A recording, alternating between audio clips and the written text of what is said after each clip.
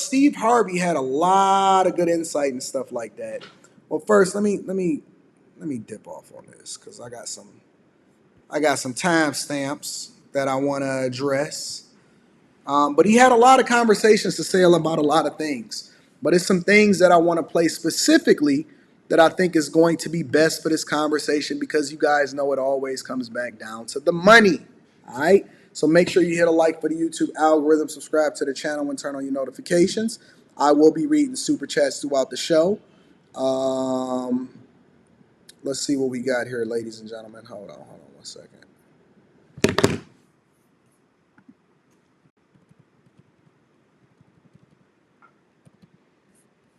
Let me eat this bullet by myself. Y'all never said he read the teleprompter.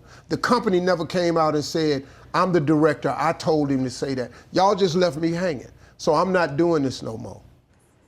I said, I'm out, I ain't doing it. My lawyer sitting right over there, man. He said, I tell you what, he get ownership or he don't want it. So then they gave me ownership. I went right on back to work, smiling hard as hell.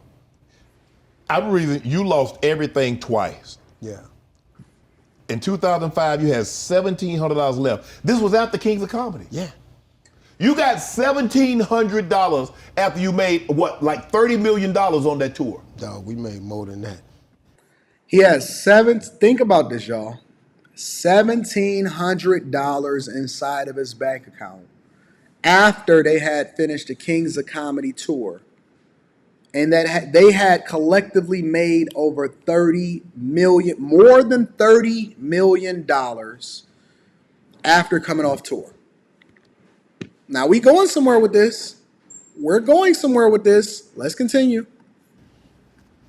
And you got $1,700 to your name. What the hell happened to the money? You Look at that man's face before you answer the question. Look at Steve.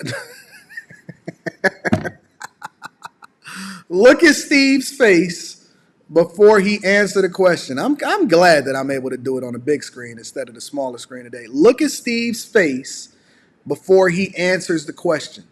Now, I had a live stream yesterday. All right? Let's see what he's about to say. It's called a divorce.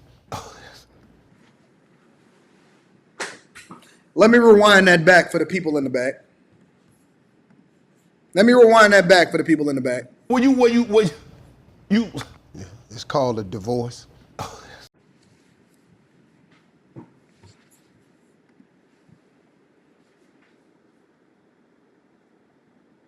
This man is still hurt. From my perspective, based off of his facial expressions, he looked like he's still feeling some type of way. Bro, it ain't nothing worse because I've had so many different calls with people. Listen, of all the hurt of everything that I've ever seen, I've seen guys say, listen, man, I lost everything at the casino. I've been fired from my job. Man, I fumbled on this business deal. My homie turned against me. I have never seen men more hurt. I have never seen men more hurt than going through a divorce. Ever. Of all the things that I've seen during coaching sessions, the thing that I've seen the worst and the thing that has hurt men's hearts more than anything that I've ever seen in my entire life is somebody going through a divorce. Let's continue. I got jumped on, man, but it was even before the divorce. Right. Because, not gonna say who did it, but they got in cahoots with my financial He stuttered on that. He said, I ain't gonna say who did it. He brought his lawyer with him today. planner. And I was writing checks to the government for 7 years. Right. Writing tax checks, signing the tax checks, giving them to turn in. They was keeping them, taking the money out the account like I was paying taxes and keeping it for themselves. When my accountant passed, a lady went in the office and found a box on the floor, and I had 7 years of unpaid taxes. And I'm thinking I'm even. And then my lawyer said to me, hey man, You ain't paid taxes in 7 years. Ooh, so you haven't paid in 7 years plus the interest. Then I had saved some millions, but before I split the assets, she took all of that out the bank. Moved. You know, I'm a person that I'm a large advocate for maintaining and staying on your square. And guys, you never let your emotions get the best of you.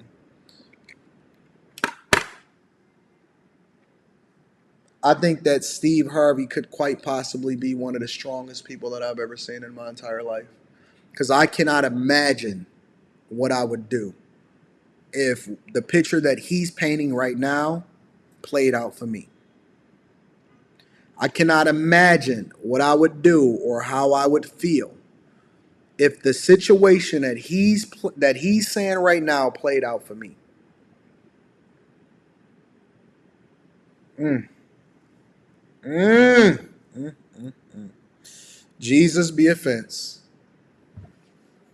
So you telling me that allegedly the plot was that they was finessing you way before you ever got the divorce, and you had some millions saved, especially after you was doing all of that hard work. Y'all remember Steve Harvey had that big old high top fade, and you remember that. He was on there and taking care of business. He was selling suits and everything. And you telling me that not only did you get fleeced and finessed by the tax man as a result of what it was that you was getting set up for in the beginning, but you also was getting fleeced on the back end, and that they took all of the money out of the account before y'all ever even filed for divorce? Man, you see that face? That's the face of a man that's been fleeced in his lifetime. And then he had to trade in years of his life to get it all back to get to where he is today. Thank God Steve Harvey is focused. But there's a lot of lessons that we can learn from guys and their experiences, but we don't want to listen to them because we said that they don't know what's going on in the streets today. These women is different now. Okay. Moved it. See, the funny thing, I got divorced in November 2005.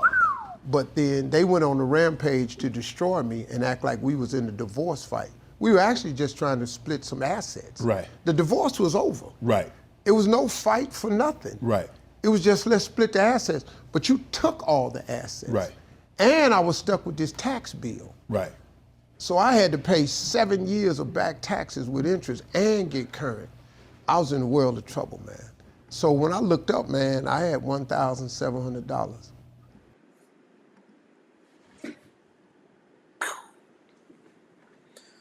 I've seen smaller things break stronger men.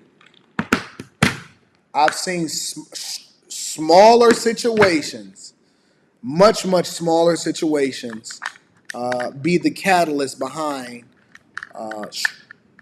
other men not being able to endure through some of the things that he's describing right now. I could not imagine. I think that I am a very strong person. I have been through a lot in my lifetime. And social media is no cakewalk in the park, especially from what it is that you got to deal with on a regular basis. I'm not sure how I could react to such a thing. If I can't have it, you certainly can't have it. That's just a real. If I can't have it, you can't have it.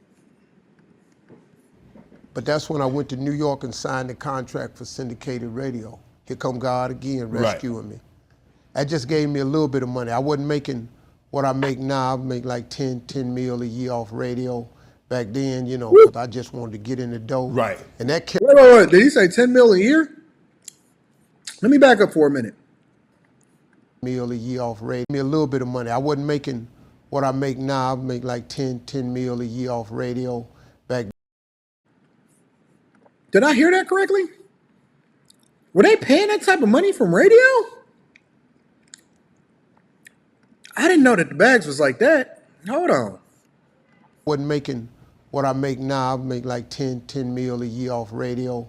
Back then, you know, because I just wanted to get in the dough. Right. And that kept me at least be able to survive. Right. Harpo. Now I see why he didn't off himself. Wait. 10 million a year. If I'm hearing this correctly, that's more than survival, sir. Listen, you know what I'd do for 10 million a year? I know some women that'll do some strange things for some change for $10 an hour.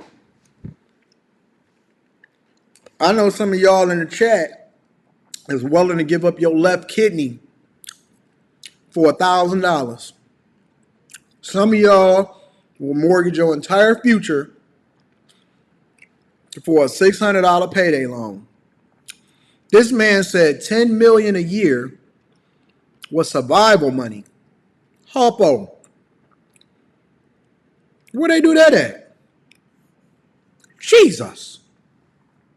This little YouTube money, this ain't cutting it. This little YouTube money ain't cutting it, man. And then that was 2005. I reconnected with Marjorie in 2005, right after the divorce. 2006, she came. You reconnected. So y'all had dated before? I dated her in the 80s. That's some stuff for you, Steve. This story is getting very, very interesting. This story is getting interesting. All right, so listen. Dated a chick in the 80s. You reconnect after you sign a $10 million a year radio syndication. He make $10 million a year now or then? I don't know, Aaron. I know what I heard. I know what he said. Really? Yeah, I dated her in the 80s. I thought they say love is like a eclair. Once it goes cold, it can't be reheated. Your mind ain't go cold. Red hot, poker hot, hot tomato. But let's break this down for a second, though, y'all. Let's break this down, though. This feeds into let's go even more into the whole divorce situation, right? If the love is still red hot, and I have nothing to say negative about Majorie or whatever, because I don't know anything about their relationship. I don't know about the dynamics. I would never harp on a man's wife ever, because I would never want my wife to be done the same. So I have to treat the situation the same way that plus, I mean, this is not even a part of this conversation. She's not on a live stream, so that doesn't even matter, right? But here's the key, though. Here's the caveat, just based off of what he's saying, okay? If he dated her in the 80s and the love was still red hot, then that means that she never unseen what she saw in him back in the 80s, which makes perfect sense, right? Because then allegedly every other guy that she was with in between, the love that she still had for Steve was still simmering in the background, which means that the relationship that they had, you never unsee what you saw from the guys that you were with, which is more of a reason for guys to be with women that has not had a lot of bodies. Now, obviously, I'm not talking about, again, him or his situation when I'm talking about a lot of bodies or whatever like that. I'm talking about guys in general. Women cannot unsee the men that they've been with prior to getting with you, even though they try to make you feel like you're the only one that they're thinking about at that time. It's not true.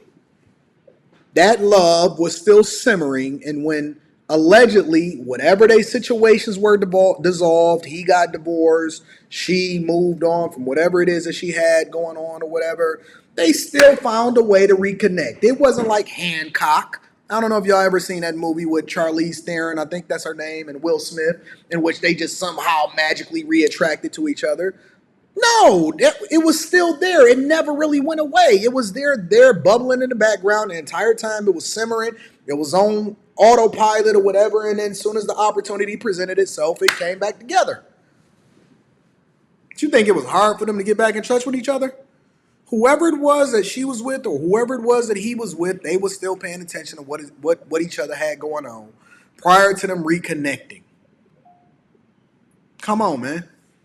This is telling you the nature of people. Volley hot, I'm talking about Tabasco. So, It's just I got in trouble. right. When we started dating, I became homeless. Right. Wasn't no cell phones. Right. I just had a house number. She had a little baby. I figured, what I got to offer this woman? I'm in trouble now. Right. So I just drove off. We never had an argument or nothing. Right. You know? Wow.